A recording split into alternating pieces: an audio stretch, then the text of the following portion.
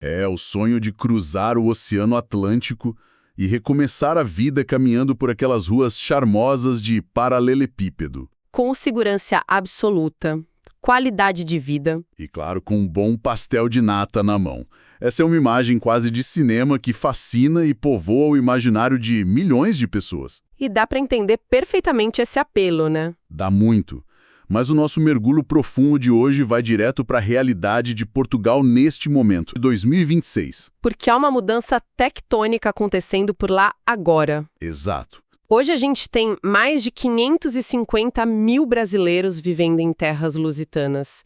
Só que o perfil dessa comunidade passou por uma transformação radical. Já não é mais majoritariamente aquele grupo de famílias buscando apenas uma fuga da violência urbana ou uma segurança básica.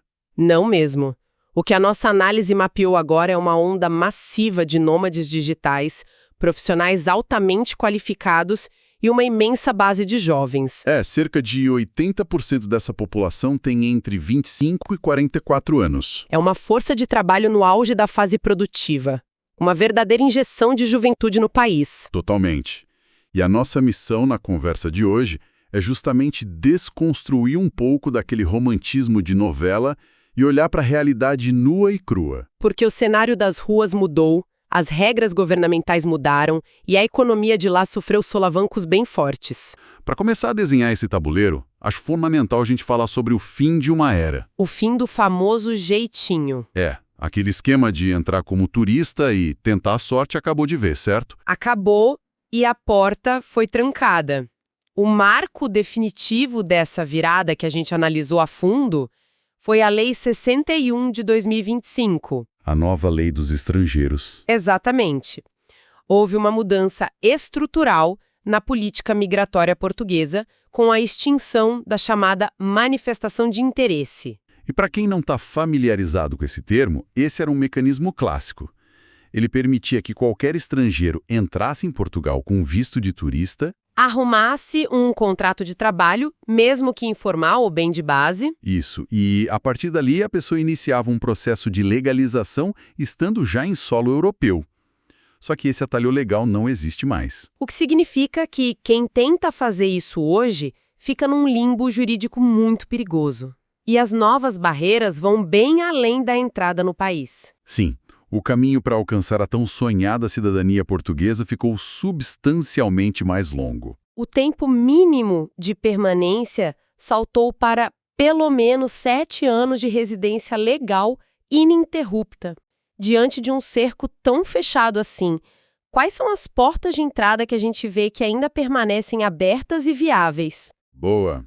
Hoje, a emissão de vistos está cirurgicamente focada em profissionais qualificados e em acordos diplomáticos específicos. O grande destaque aí é o visto CPLP, que é fruto do Acordo da Comunidade dos Países de Língua Portuguesa.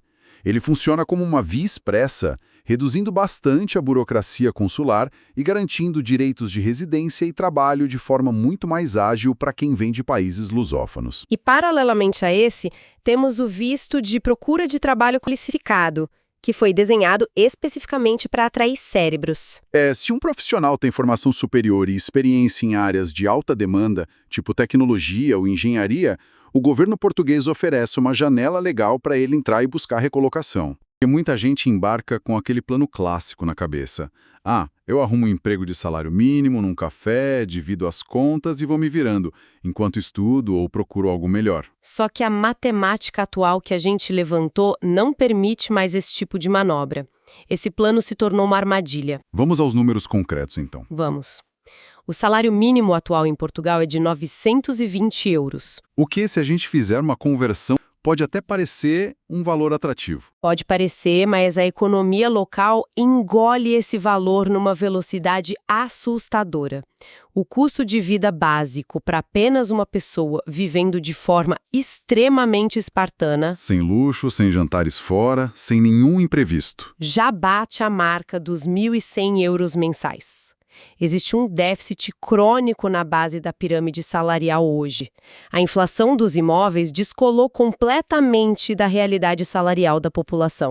Nossos cálculos mostram que um casal vivendo em Lisboa hoje, dividindo despesas, tem um custo mensal estimado em torno de 2.380 euros. E se essa família ainda depende de reservas enviadas do país de origem, as oscilações cambiais transformam um orçamento numa montanha-russa imprevisível. A conclusão analítica é bem fria. Um único salário mínimo não sustenta mais uma casa em Portugal. Mas aqui é que a coisa fica realmente interessante nas nossas descobertas.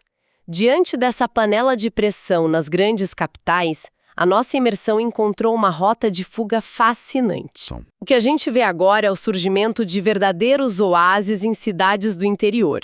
Lugares como Guarda, Castelo Branco, Covilhã e Barcelos. São cidades onde a qualidade de vida ressurge e as contas voltam a caber no bolso de quem trabalha. Ao refazermos aquele orçamento familiar para um casal vivendo nessas cidades, o custo mensal despenca para a casa dos 1.000 euros. E a infraestrutura básica de hospitais e escolas públicas nessas regiões menores mantém o padrão europeu de excelência. Cria um ambiente muito propício para a estabilidade. Então, para a gente fechar essa conversa, vamos mergulhar numa reflexão final. A decisão de morar em outro país é uma coisa gigante. E, no fundo, a grande questão não é se mudar de país é uma boa ideia, mas sim se é a ideia certa para cada pessoa naquele momento específico da vida. E a gente precisa começar com uma verdade, né? Mudar de país, olha, não é uma receita de bolo. Não é uma fórmula pronta que vai funcionar do mesmo jeito para todo mundo. Pensa assim, não existe uma chave mestra que, de repente, abre todas as portas, sabe?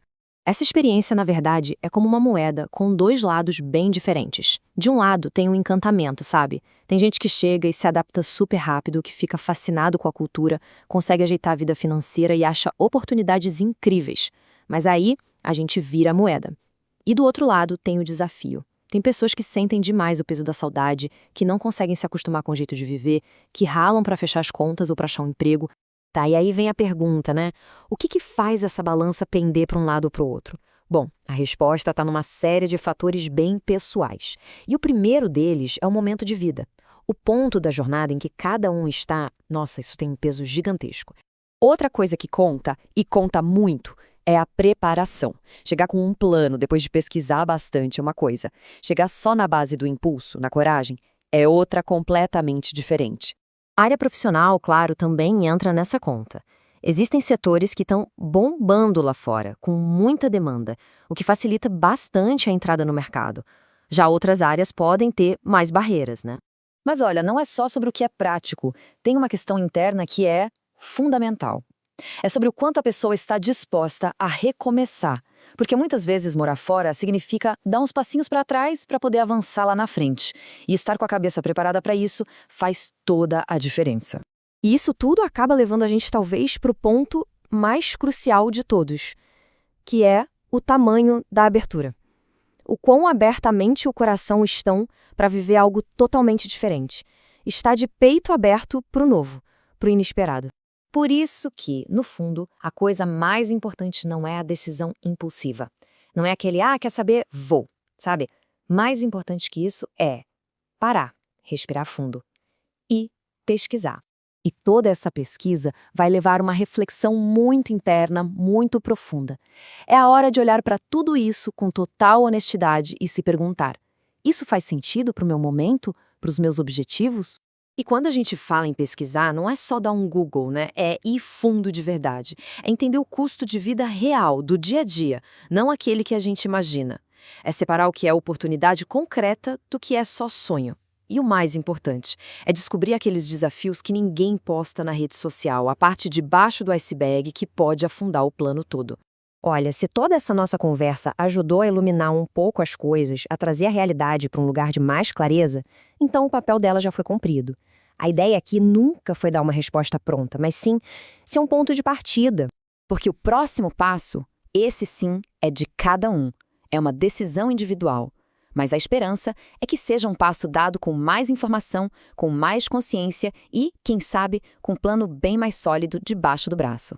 E é muito importante lembrar sempre disso, porque no final das contas, não tem resposta certa ou errada. Simplesmente não existe. Não tem um caminho que seja o correto para todo mundo.